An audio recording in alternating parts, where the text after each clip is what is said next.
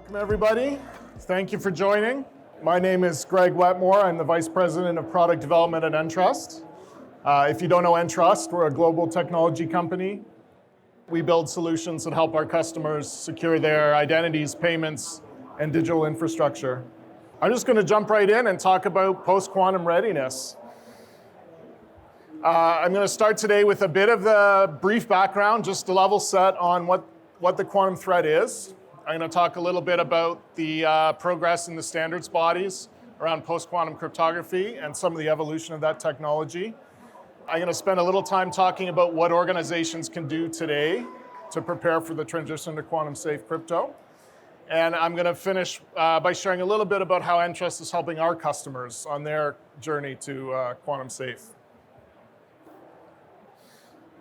So, what is this quantum threat all about? The starting point really is a quantum computer.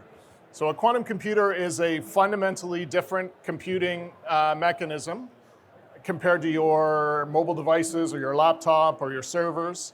A quantum computer encodes information in qubits, and it uses quantum mechanics to perform computations on that data. And it's those quantum interactions that allow a quantum computer to solve certain kinds of problems much more quickly than a comparable classical computer. Quantum computers, we think, will be really good at solving simulations of physical systems, also good at solving sort of optimization problems that require testing for success down multiple parallel paths. And we happen to know that a quantum computer is going to be able to break today's public key cryptographic systems, so RSA and elliptic curve. Now, the state-of-the-art quantum computers that are available today are not yet of sufficient size to threaten our cryptographic systems. But we're seeing steady progress, steady advancement in this technology. Globally, funding for quantum is incredible. It's in the billions of dollars. Governments all over the world have announced strategic funding programs to support quantum computing development. And many of the world's largest technology companies are leading this development effort. So it's that evidence, that committed organizations willing to fund this and that continued progress that makes us make the claim essentially that this is an inevitability. Quantum computers will reach the point where they can compromise the security of our digital infrastructure. So what do we do about it? On the surface, the problem is simple. We need to move today's public key cryptographic systems from where they are today, RSA and elliptic curve, to new quantum-safe cryptographic algorithms. Sounds easy, but the rest of my presentation really is a call to action. This is a big job. This is complex, and this is going to touch almost every piece of digital infrastructure and data that we rely on today. I guess there's some good news, though. From a technology point of view, we've made some pretty significant progress.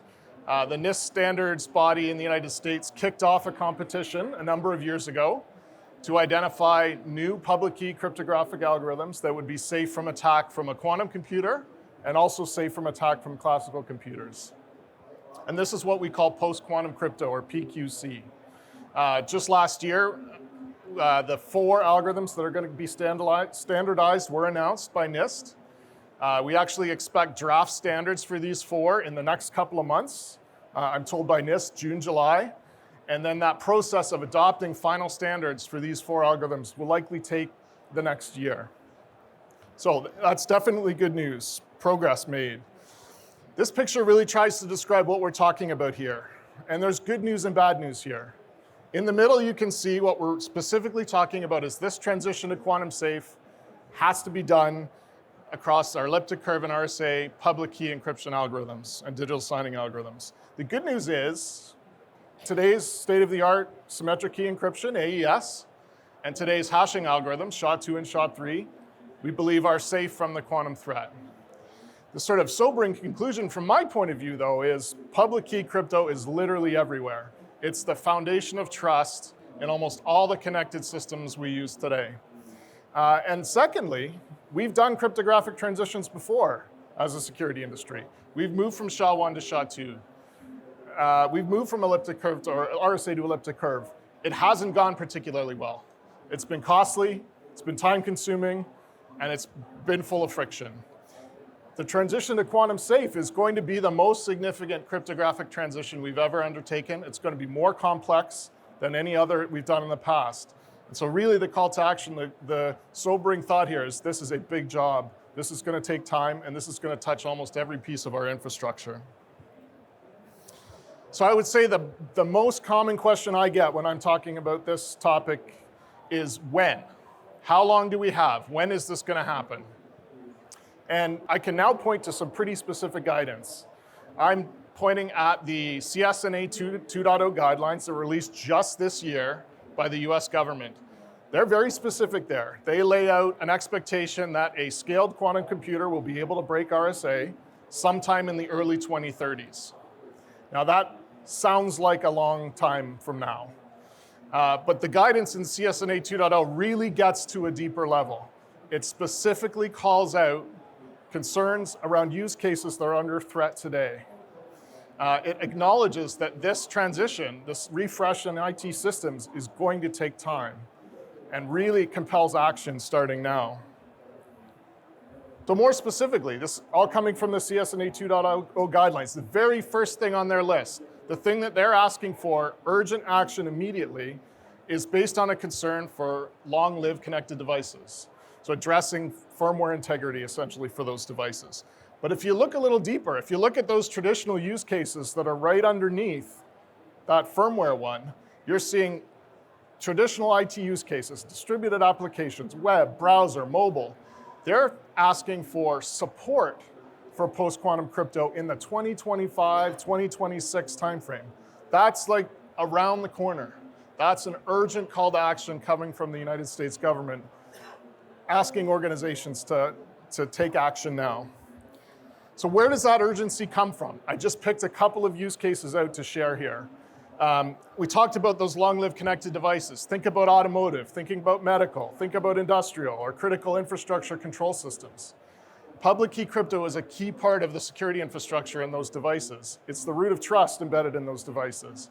It's the device identity, and it's the firmware integrity or the software integrity that runs inside those devices. Those devices have lifetimes that are past a decade. And in a lot of cases, those devices can't, or are really difficult, really expensive to upgrade in the field. So that's the reason why that's right at the top of the CSNA 2.0 guideline list. One of the reasons why traditional IT systems are at risk is a threat we're calling harvest now, decrypt later. And it's really about going after that long-lived, valuable data inside an organization. Here, think about medical, think about financial, think about national security, think about corporate secrets. That data has value for much longer than a 5, 7, 10-year time frame. Sophisticated adversaries today can harvest that data as it's transitioning, communicated through the internet, communicated through wide area network links, save that information, and decrypt it later once they've got access to a scaled quantum computer. So these are two of these urgent threats that are driving this call to action in the CSNA 2.0 guidelines. So I'm going to change gears a little bit. I'm going to share a little bit about what's going on in the standards bodies and with the technology. We've talked a lot about NIST. They really are at the center of this. Their responsibility is to deliver those open, standards-based, quantum-safe algorithms through the NIST competition, and we're right at the end of that process. But of course, you've got all of these standards bodies that sit around the outside that are waiting for these standard algorithms to appear. These standards bodies are the owners of the protocols and the messaging formats and the interfaces that all of our digital infrastructure is built on top of. They're all watching and waiting for NIST. They're all actually actively making progress on figuring out how to adopt post-quantum into the standards they own. So in a traditional IT world, IETF really has a big responsibility here. And Entrust is working quite closely with IETF on a number of these, so I can speak with firsthand knowledge. There is active, ongoing discussion in almost all of these places talking about how to adopt post-quantum crypto and how the RFCs need to change. Multiple working groups working on this, but of course the scope of work here is significant. There are hundreds of places where standards have to evolve to support post-quantum crypto. But again, very active work going on today in preparation for this. Now this is the one technical slide I have in my deck. You'll have to indulge me a moment for a deep dive. As we're thinking about the transition to post-quantum crypto, One of the tools that's emerging that I think was useful for you all to be aware of is the concept of hybrid modes. So a hybrid mode is where you combine traditional classical public key crypto, RSA and elliptic curve, with new post-quantum crypto. And you combine them in a way that breaching the data requires you to break both classical crypto systems and the post-quantum crypto. So why would you do this? Sounds like a bit of complexity. History tells us that crypto gets stronger over time. It's time to react to the analysis, update specifications against some of the attacks that are being studied, and probably even more importantly, time to work defects out of implementations. If you think about a lot of the crypto problems and breaches, OpenSSL, Heartbleed, it's all about defects in implementation for the most part. So when, over the next few years, while we're transitioning to a new crypto system, a hybrid mode really gives you the best of both worlds, gets you that tried and true security from classic crypto and protection against some of those quantum threats we just talked about from post-quantum. Entrust is the primary author on that hybrid composite certificate format. We're working with IETF there. But broadly, hybrid is an important concept to think about in protocols and messages and adoption of post-quantum crypto. You can see right at the bottom of that slide, the BSI, which is the German Cybersecurity Office, Federal Cybersecurity Office, they have come out very strongly with guidance basically saying in the next few transitional years, adopt hybrid modes really as their most viable recommendation for security. So changing gears again, let's talk about what organizations can do today. I call it the journey to quantum safe. We're starting to get very consistent guidance about what that journey looks like. Just last year, the White House came out with directives that compel the federal government to implement the people, the process, and the technology to have an orderly transition from where we are today to where we need to be. They're calling for that effort to begin now. The big analyst firms, the Gartners, the Forresters, the McKinseys, they're all coming out with recommendations and guidance for organizations that echo this call to action. Start now, start with people, processes, and technology, and build the capability to make this an orderly transition over the next few years. So this is what that journey looks like. Starting point, perhaps kind of obvious, but organizations sometimes have a hard time at the starting point. You need to identify an owner, a champion, a group that owns this plan. The next thing is about prioritization. This is a huge scope of work, perhaps touches all the data and infrastructure in an organization. So where do you start? And where do you start comes from thinking about where is that high value, important data that my organization owns? Where does that data sit? How is it processed and how is it transmitted? That gives you a good indication of a good starting point. The second piece of that is also about prioritization. Thinking about that high value data, you really need to have an inventory of the cryptographic assets around that. The certificates, the keys, the crypto implementations, the secrets. If you can't see it, you can't fix it. You can't make that transition. Then we get into really thinking about a roadmap and a strategy for going down this transition. And we talk about that by using the concept of crypto agility. Organizations have to build in the capability in their, again, people, processes, and technology to make this an orderly transition. And there's key capabilities required to deliver that. And we talk then about modernizing the infrastructure around your cryptographic assets. Build maturity into your organization and how those assets are managed. And there, we talk about robust certificate lifecycle management. We talk about centralized key management. We talk about implementing policy and compliance visualization so you can implement policy and audit compliance. And a key part of that is implementing today PQ-ready security infrastructure. So PQ-ready PKI, PQ-ready HSMs, PQ-ready identity infrastructure.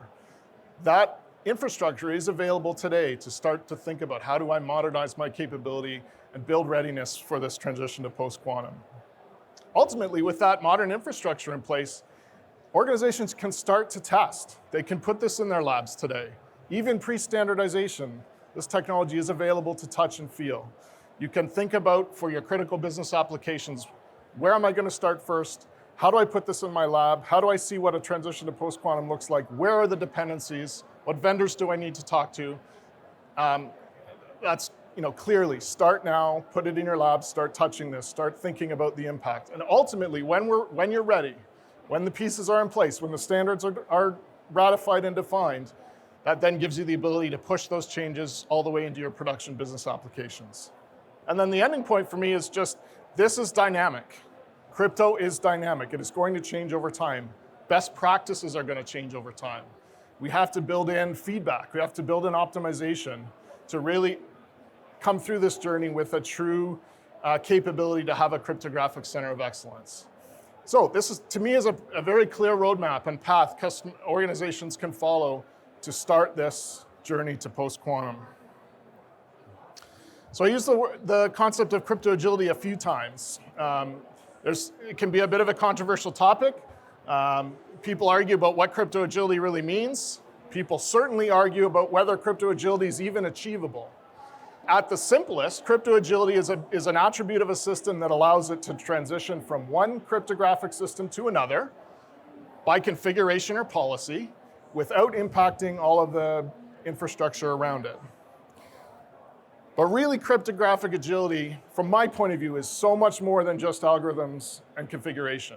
Cryptographic agility is about that people, processes, and technology that allow you to understand, visualize where the cryptographic assets are in your company, implement policy and visualization so that you can drive compliance and audit that compliance, and automate and orchestrate the distribution of cryptographic keys and certificates and the lifecycle management of those assets. So when we talk to our customers about cryptographic agility, this is the scope we mean, this is the scope we talk to them about. So that's a good place to transition a little bit and talk very specifically about how Entrust is helping our customers down this path, on this journey to quantum readiness. I think this picture is really important because PQ fits into a much larger cybersecurity framework. Zero Trust today is so much more than just a buzzword. Zero Trust is how most organizations are thinking about protecting their digital infrastructure. At Entrust, we have a broad capability set that allows our customers in a multi-cloud world to secure their users, devices, data, networks, and applications. Zero Trust calls for encrypt everything, and that's the context that we should be thinking about post-quantum. Post-quantum needs to be an attribute of the security infrastructure that's put in place across an organization, and that's exactly how Entrust thinks about PQ. We're building post-quantum readiness into the entire portfolio of our capabilities across identity, PKI, HSM, encryption, certificates, digital signing, cloud security. If we jump into a little more specifics, go back to that journey that we talked about. Entrust can help our customers wherever they are on that journey. If they're at the beginning of that journey, we have services and product capabilities that let customers evaluate the maturity of their capability to manage their cryptographic assets, inventory those cryptographic assets, and start thinking about modernizing their infrastructure. When it comes time to strategy and roadmap, again, we have services and products that allow our customers to build that crypto agility into their infrastructure, implement the people, process, and technology required to make this an orderly transition. And the thing that I'm really excited about is we're leading the market today with PQ-ready capabilities in some of our core security infrastructure. Today, from Entrust, you can get pure post-quantum certificates from our PKI service. You can get hybrid post-quantum certificates from our PKI service. You can do NIST PQ algorithms, pre-standardization, inside our HSMs. Generate keys, use keys inside our HSMs. And our promise to our customers is that Evergreen, deploy PQ-ready solutions today, and as those standards evolve and develop, you get that Evergreen capability from us as that dynamic nature of post-quantum progresses. So here are the key takeaways I want to leave you with. First of all, the quantum threat is real. It's inevitable. It's not a matter of if, it's when quantum will threaten this, the cybersecurity in our digital connected infrastructure today. There is an urgent call to action. The time to prepare is now. The scope of this work, really thinking about touching all of your digital infrastructure and data is the right scope to be thinking about. This is a fundamental transition, more complex than perhaps any we've undertaken in the past. But I think the good news here is there's a path emerging. There is a journey. There is a methodology and a way to do this to affect that orderly transition. But again, requires urgent action, requires us starting now. That thinking about this a decade from now is certainly the wrong way to think about it, based on how much work and time and effort this is going to take. Entrust and many others in this ecosystem are working hard in the standards bodies, making sure we've got open, standards-based, safe and secure, post-quantum security built into all the interfaces, APIs, protocols, messaging formats that we rely on today in our digital infrastructure. And finally, your security vendors, all the people you're talking to this week, should have post-quantum in their roadmap. Entrust certainly does. Even more than that, we're delivering capability to early adopter customers today to be able to touch this, to be able to put this in their labs, to be able to begin to plan their journey to quantum safe. So again, thank you very much for joining me. Entrust happens to be right across the hall behind you. If you'd like to talk to our team of experts about post-quantum, about any of our product or services capabilities, I invite you to stop by. We've got a few minutes here to take some questions. I'd love to take some questions. I'll also be in the booth after. If you want to come and say hello, I'd welcome that. But yeah, anyone in the audience, if you'd like to ask some questions, we have a few minutes. Just have to speak loudly so I can hear you. Are there solutions, existing solutions to implement post-quantum algorithm inside a smart card? Yeah, that's a great question. We've been talking to some of the chip manufacturers. They're expecting to have some early availability over the next year. There's certainly a hesitation to invest in a lot of firmware and changes, especially in hardware, before those standards are adopted. So that 1-year time frame that we're talking about before NIST standards are ratified, that's a bit of where some of the hardware makers are hesitant to put a ton of investment in. But the chip makers I've talked to are starting to talk about availability in that 2024, early 2025 timeframes.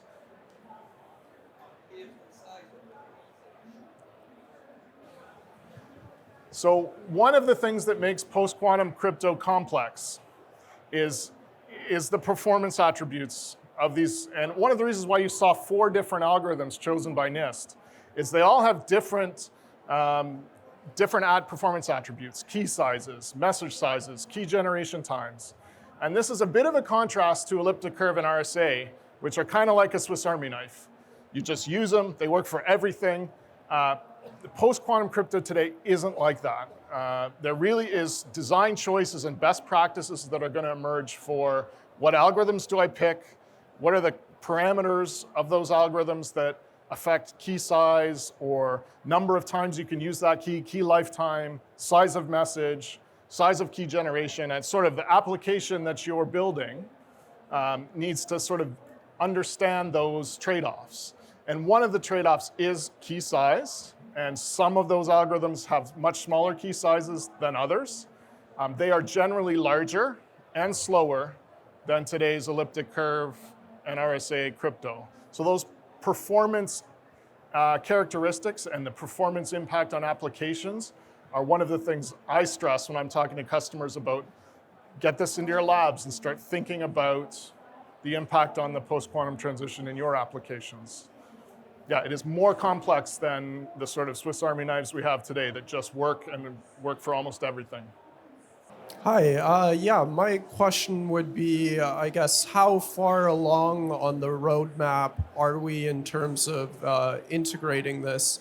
And from what I understand, there's multiple recommendations. You have the NIST recommendations, which is for the Crystal Skyware, and then there's the French ANSI recommendations, which I believe is Frotochem, as well as BSI.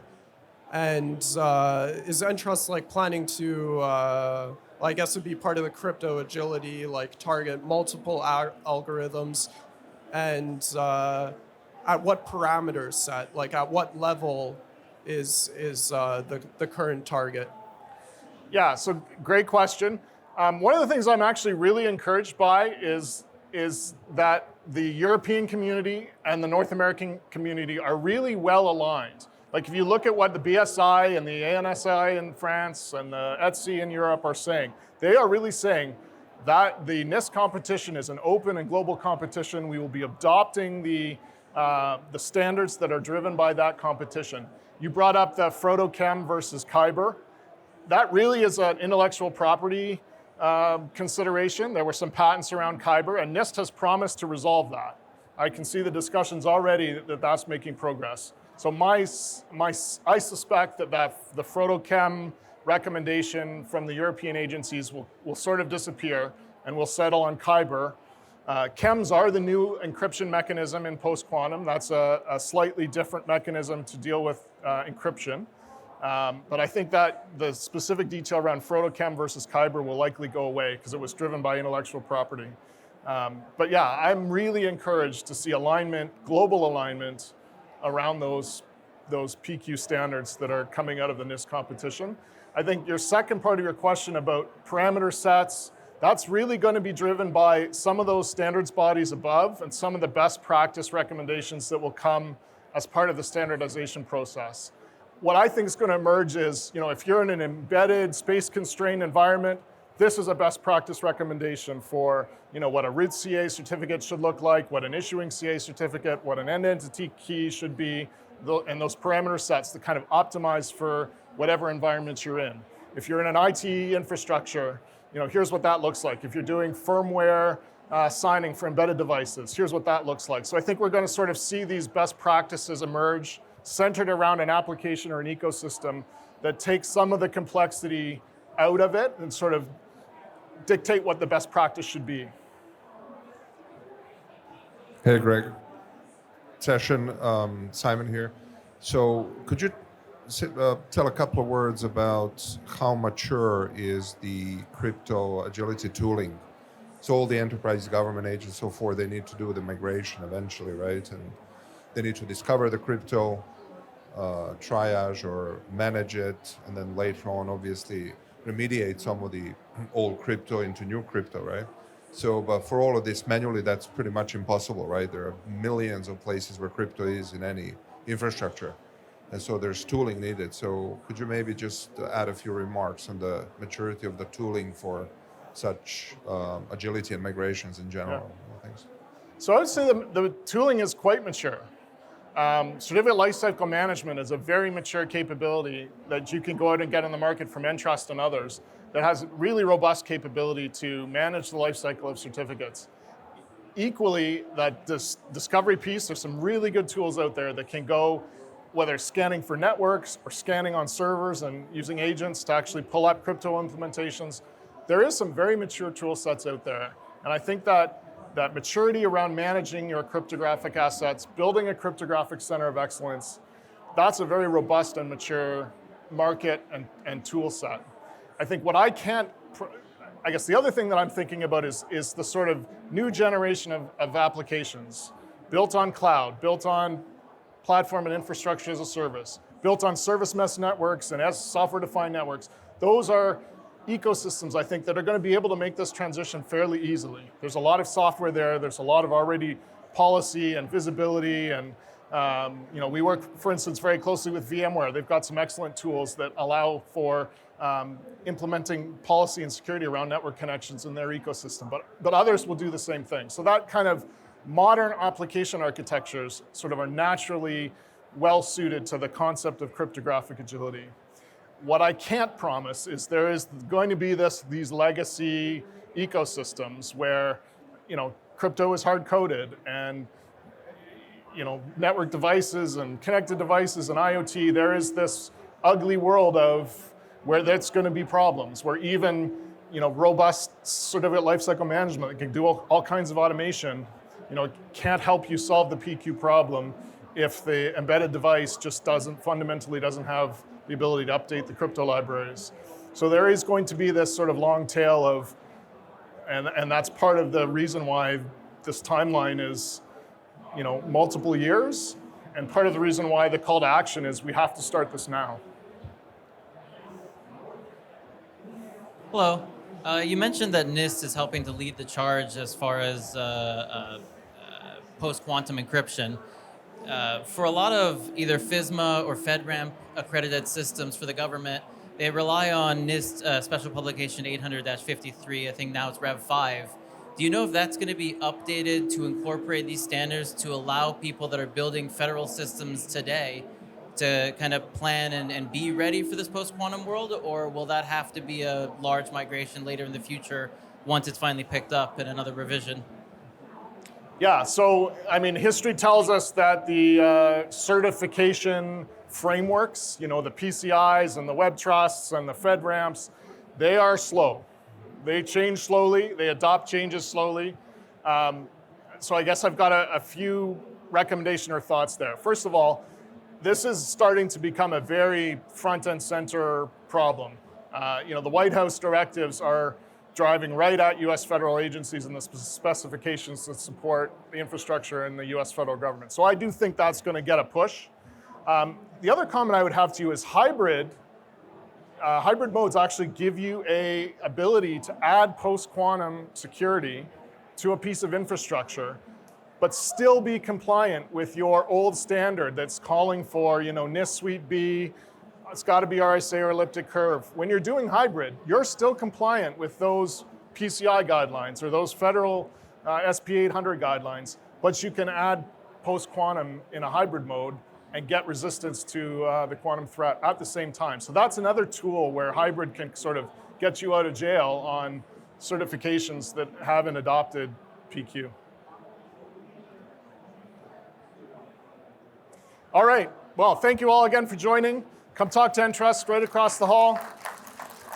Thank you for your time.